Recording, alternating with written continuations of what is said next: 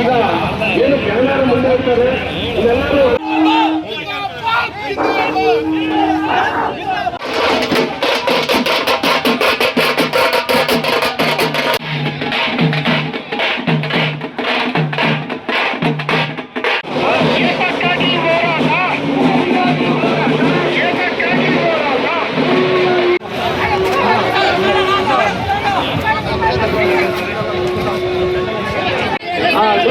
ಬಂದಿದ್ದಾರೆ.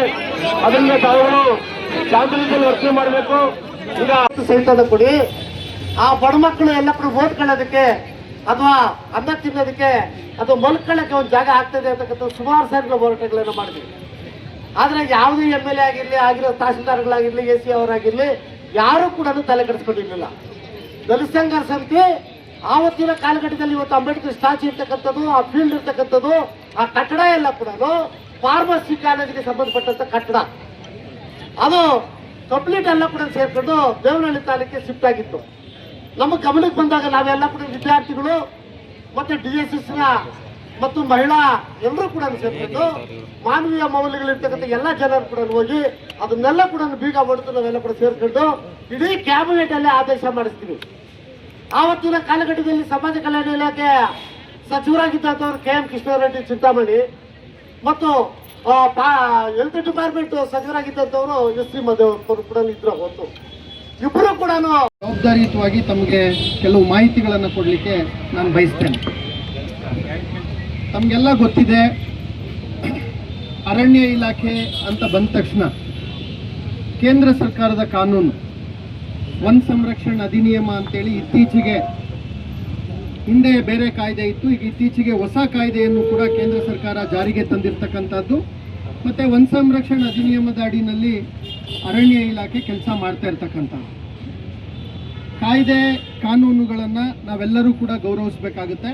ಅದು ನಮ್ಮೆಲ್ಲರ ಜವಾಬ್ದಾರಿ. ಒಬ್ಬ ಅಧಿಕಾರಿಯಾಗಿ ಅಧಿಕಾರಿಯ ಜವಾಬ್ದಾರಿ ಇರುತ್ತೆ, ನಾಗರಿಕರಾಗಿ ತಮ್ಮ ಜವಾಬ್ದಾರಿ ಇರುತ್ತೆ, ಎಲ್ಲ ಭಾಗಿದಾರ ಯಾರಿದ್ದಾರೆ ಎಲ್ಲರದ್ದು ಅದ್ರ ಜವಾಬ್ದಾರಿ ಇರುತ್ತೆ. ಅದು ಒಂದು ಭಾಗ.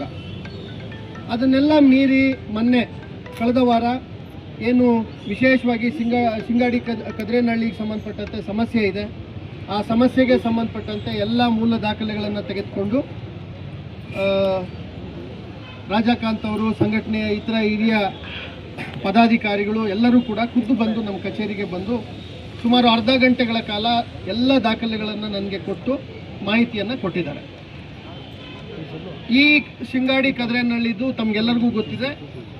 ಸುಮಾರು 1970ರ ಸಂದರ್ಭದಲ್ಲಿ ಮಂಜೂರಾತಿ ಆದಂಥ ಪ್ರಕರಣಗಳು, ಸಾಗುವಳಿ ಚೀಟಿಗಳನ್ನು ತದನಂತರ ನೀಡಲಾಗಿದೆ. ವಿವಿಧ ಹಂತದಲ್ಲಿ ಅದಿದೆ.